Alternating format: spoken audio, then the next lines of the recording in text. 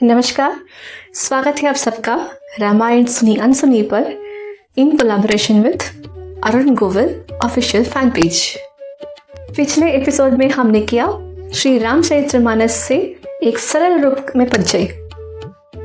आज के एपिसोड में हम जानेंगे तुलसीदास जी की भक्ति की शक्ति और कैसे की तुलसीदास जी ने रामचरितमानस की रचना।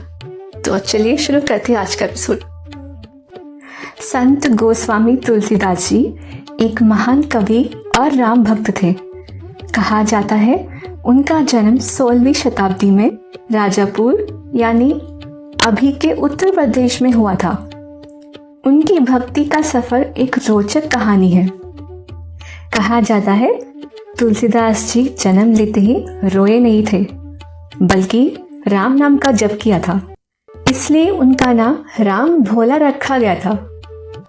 जहां तुलसीदास जी के राम भक्ति का लोगों ने परिहास किया, वहीं उनकी पत्नी उनकी प्रेरणा बनी। एक दिन उनकी पत्नी ने उनसे कहा, जिस प्रेम से तुम मुझे चाहते हो उसी प्रेम से अगर तुम श्री राम को याद करो तो तुम्हें उनका दर्शन हो सकता है। इसी एक बात ने तुलसीदास जी का जीवन बदल दिया। तुलसीदास जी ने अपनी भक्ति की शक्ति से श्री राम का दर्शन किया। कहा जाता है श्री राम ने स्वयं उनसे कहा था कि वाल्मीकि रामायण का लोक भाषा में पुनर्रचना करें ताकि आम जनता इस महाग्रंथ का लाभ उठा सके। फिर शिव जी के आदेश से तुलसीदास जी ने रामचरितमानस लिखना आरंभ किया। तुलसीदास जी ने रामचरितमानस काशी के 80 घाट पर बैठ के लिखना शुरू किया और ये 2 साल 7 महीने और 26 दिन में पूरा किया।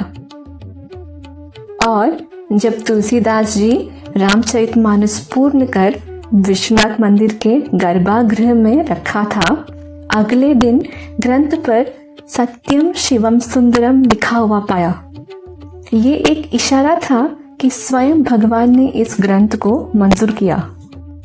इस प्रकार रामचरितमानस एक दिव्य कृपा से लिखा गया महाग्रंथ है जो राम भक्ति की एक अमृत धारा है। तो दोस्तों, ये थी तुलसीदास जी और उनकी महाकृति की अद्भुत कहानी। कैसे लगी हमारे एपिसोड्स हमें लिखकर जरूर बताएं और हमें फॉलो, लाइक, सब्सक्राइब और शेयर करना ना भूलें। मिलते हैं अगले शनिवार को। जय श्री राम।